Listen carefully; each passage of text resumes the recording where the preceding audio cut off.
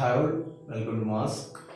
അപ്പോൾ ഇന്ന് ഈ ഒരു വീഡിയോയിൽ നമ്മൾ നോക്കാൻ പോകുന്നത് സൗണ്ടിനെ കുറിച്ചിട്ടാണ്. അപ്പോൾ ഈ ഒരു സൗണ്ട് എന്നുള്ള കാര്യത്തെ കുറിച്ചിട്ട്, സൗണ്ട് വേവ് ആണെന്ന് എല്ലാവർക്കും അറിയാം. അപ്പോൾ സൗണ്ട് വേവിനെ കുറിച്ചുള്ള കാര്യങ്ങളും പിന്നെ അതുപോലെ തന്നെ അൾട്രാസോണിക് സൗണ്ട്, ഇൻഫ്രാസോണിക് സൗണ്ട്സ്, അതിനെക്കുറിച്ചിട്ടുള്ള കാര്യങ്ങളൊക്കെയാണ് ഈ ഒരു വീഡിയോയിൽ നമ്മൾ പ്രധാനമായിട്ടും നോക്കുന്നത്. അപ്പോൾ എന്താണ് സൗണ്ട്, വ്യത്യസ്ത തരം സൗണ്ടുകൾ ഏതൊക്കെയാണ്, സൗണ്ടിനെ കുറിച്ചുള്ള നമ്മളെ മെയിൻ യൂസ്, അപ്പോൾ അതൊക്കെയാണ് മെയിനായിട്ട് നമ്മൾ ഈ ഒരു വീഡിയോയിൽ നോക്കുന്നത്. ഓക്കെ, നമുക്ക് വീഡിയോയിലേക്ക് പോകാം. സൗണ്ട് എന്ന് പറയുമ്പോൾ തന്നെ നമ്മൾ മനസ്സിലാക്കേണ്ട ഒരു കാര്യമാണ്, അതൊരു വൈബ്രേഷനാണ്. അതായത് മനുഷ്യനെ സംബന്ധിക്കുമ്പോഴേക്കും മനുഷ്യൻ ഉണ്ടാക്കുന്ന, നമ്മുടെ വോക്കൽ കോഡ് ഉണ്ടാക്കുന്ന ഒരു വൈബ്രേഷനായിട്ട് നമുക്ക് സൗണ്ടിനെ പറയാം. അതുപോലെ തന്നെ നമ്മൾ ചുറ്റും നോക്കുമ്പോൾ ഒരുപാട് തരത്തിലുള്ള വൈബ്രേഷൻസ് പല ജീവികളും ഉണ്ടാക്കുന്നുണ്ട്. അപ്പോൾ ആ ഒരു വൈബ്രേഷൻസിൻ്റെ ഫലമായിട്ടാണ് സൗണ്ട് നമ്മൾ കേൾക്കുന്നത്.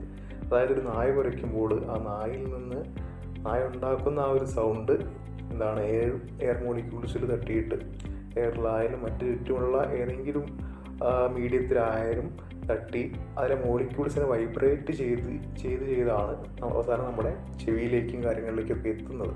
പിന്നീട് അതാണ് നമ്മൾ സൗണ്ടായിട്ട് കേൾക്കുന്നത്. അപ്പോൾ നമുക്ക് പറയാം, sound is an energy in the form of wave caused by vibration. Vibration മൂലം ഉണ്ടാകുന്ന ഒരു എനർജി ഫോം ആയിട്ട് നമുക്ക് വേവിനെ പറയാം. അപ്പോൾ ഇതിൽ നിന്ന് നമുക്കൊരു ഡെഫിനിഷനിലേക്ക് എത്താം. അതായത് sound is defined as vibration that travel through air or another medium as an audible mechanical wave. അപ്പോൾ ഒരു മെക്കാനിക്കൽ വേവിൻ്റെ ഫോമിൽ നമ്മുടെ എയറിലും മറ്റ് മീഡിയത്തിലൊക്കെ തട്ടിക്കൊണ്ടാണ്, അല്ലെങ്കിൽ വൈബ്രേറ്റ് ചെയ്യിച്ചുകൊണ്ടാണ് സൗണ്ട് എന്ന ആ ഒരു എനർജി ഫോം നിലനിൽക്കുന്നത്. ഓക്കെ, ആ കാര്യങ്ങളൊന്ന് മനസ്സിലാക്കുക. ഇവിടെ നമ്മൾ വേവ് എന്നൊരു കാര്യം കണ്ടു. അപ്പോൾ വേവിനെ നമ്മൾ രണ്ടായിട്ട് തരംതിരിച്ചിട്ടുണ്ട്. ഒന്നാമതാണ് ലോഞ്ചിറ്റ്യൂഡിനൽ വേവ്, രണ്ടാമത്തെ കാര്യമാണ് ട്രാൻസ്വേഴ്സ് വേവ് എന്ന് പറയുന്നത്. ഓക്കെ, നമ്മുടെ ശബ്ദം എന്നുള്ളത് ഒരു ലോഞ്ചിറ്റ്യൂഡിനൽ വേവായിട്ട് പറയാം. അപ്പോൾ എന്താണ് ലോഞ്ചിറ്റ്യൂഡിനൽ, എന്താണ് ട്രാൻസ്വേഴ്സ് എന്ന കാര്യം നമുക്ക് ഒന്ന് നോക്കാം. ആദ്യമായിട്ട് ട്രാൻസ്വേഴ്സ് വേവ് എന്താണെന്ന് നോക്കാം. ട്രാൻസ്വേഴ്സ് വേവ് എന്ന് പറയുമ്പോൾ നമ്മൾ അതിൻ്റെ ഒരു ഡെഫിനേഷൻ ഇവിടെ ഉണ്ട്. Transverse wave are always characterized by particle motion being perpendicular to the wave motion. അതായത് പാർട്ടിക്കിൾ മൂവ് ചെയ്യുന്നത്, അപ്പോൾ നമ്മുടെ ആ ഒരു സൗണ്ട് പാർട്ടിക്കിൾസ് മൂവ് ചെയ്യുന്നത് വേവ് മോഷൻ്റെ പെർപെൻഡിക്കുലർ ആയിട്ടാണ്. അതാണ് മുകളിലോട്ടും താഴോട്ടും ആയിട്ടുള്ള ആ ഒരു വേവ് മോഷന് കാരണം.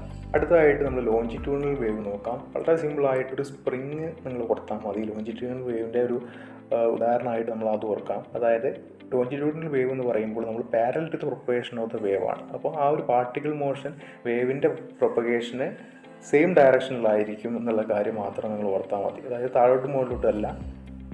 ഓക്കെ, നിങ്ങൾ ഈ ഒരു വീഡിയോ കാണുമ്പോൾ നിങ്ങൾക്ക് മനസ്സിലാവും എങ്ങനെയാണ് ആ ഒരു സാധാരണ നമ്മുടെ ലോഞ്ചിറ്റ്യൂഡിനൽ വേവ് ചലിക്കുന്നത്. അതായത് മുകളിലോട്ടും താഴോട്ടും എന്നതിന് പകരം വേവിൻ്റെ അതേ ഡയറക്ഷനിൽ തന്നെ പാർട്ടിക്കിൾസ് മൂവ് ചെയ്യുന്ന ഒരു ടൈപ്പിനെയാണ് നമ്മൾ ലോഞ്ചിറ്റ്യൂഡിനൽ വേവ് എന്ന് പറയുന്നത്. ഇതൊരു വേവിൻ്റെ സ്ട്രക്ചറും കാര്യങ്ങളൊക്കെയാണ്.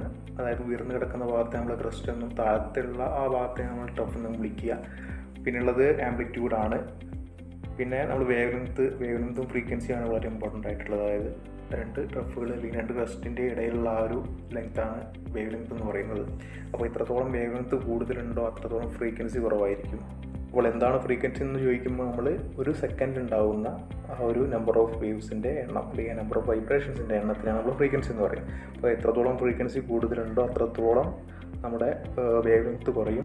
വേവ് ലെങ്ത് കൂടുന്നതിനനുസരിച്ച് ഫ്രീക്വൻസിയും കുറയും. ഇനി വ്യത്യസ്ത മീഡിയങ്ങളിൽ നമ്മുടെ സൗണ്ട് വേവ് എത്രത്തോളം സ്പീഡിൽ സഞ്ചരിക്കേണ്ടതെന്ന് നോക്കാം. അപ്പോൾ നിങ്ങൾ കാണിച്ച പോലെ തന്നെ റബ്ബറിൽ 60 മീറ്റർ പെർ സെക്കൻഡാണ് സ്പീഡ് ഓഫ് സൗണ്ട്. ഇനി എയറിലേക്ക് പോകുമ്പോൾ അത് 340 എന്നൊക്കെയാണ് ആവറേജ് ആയിട്ട് നമ്മൾ പറയുന്നത്. അതുപോലെ തന്നെ ടെമ്പറേച്ചർ കൂടുന്നതിനും കുറയുന്നതിനനുസരിച്ച് അതിൻ്റെ സൗണ്ട് വേവിൻ്റെ സ്പീഡ് കുറയുകയും കൂടുകയും ചെയ്യുന്നുണ്ട്. ശബ്ദത്തിന് സഞ്ചരിക്കാൻ ഒരു മീഡിയം വേണമെന്നുള്ള കാര്യം നമുക്കറിയാം. അതുകൊണ്ട് തന്നെ മീഡിയം ഇല്ലാത്ത നമ്മുടെ ബഹിരാകാശത്തൊക്കെ നമ്മുടെ സൗണ്ട് കേൾക്കാൻ കഴിയില്ല എന്നൊരു കാര്യമാണ്. അപ്പോൾ അവിടെ സൗണ്ടിന് സ്പീഡും കാര്യങ്ങളൊന്നുമില്ല.